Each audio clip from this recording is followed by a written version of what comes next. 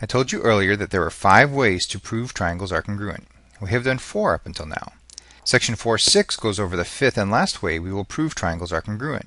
Last section I did some isosceles triangle anatomy. This time we need to dissect a right triangle and go over its anatomy. The hypotenuse of a right triangle is the side opposite the right angle. Just look for the right angle and look across from it. The hypotenuse will always be the longest side of a right triangle. Just like an isosceles triangle, right triangles also have 2 sides that are known as legs. Unlike an isosceles triangle, they do not have to be congruent. But if they were congruent, then it would be known as an isosceles right triangle. The legs of a right triangle are the 2 sides that are not the hypotenuse. Together the 2 legs form the 90-degree angle in the triangle. Now we get to the theorem. I probably went over right triangle anatomy for a reason. Since it is called the HL theorem, what do you suppose the H and L stand for? Hypotenuse leg. The HL theorem says that if the hypotenuse and leg of one right triangle are congruent to the hypotenuse and leg of another right triangle, then the triangles are congruent. In the triangles below I have marked the hypotenuse as congruent and one leg congruent in the right triangles. That is enough to prove the triangles are congruent.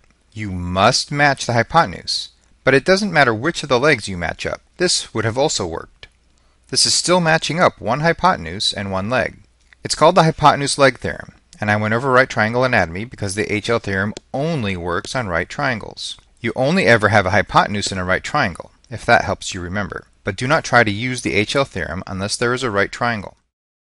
The SSS postulate, SAS postulate, ASA postulate, and AAS theorem all work on any triangle, including right triangles. You need to make a note to keep that straight. Now your favorite, let's deal with it in a proof. When we used the SSS postulate, you needed to show that all 3 sides were congruent before you could use SSS. Similarly, the SAS postulate, ASA postulate, and AAS theorem all made you show 3 things were congruent before they could be used. The HL theorem also has you show 3 things before you can use HL in the proof. The first 2 you can probably guess. You must show the hypotenuses are congruent.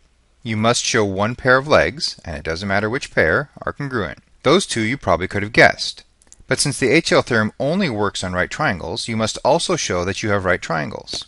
This is the piece students often forget. You can do it a lot of different ways. You can be given that they are right triangles.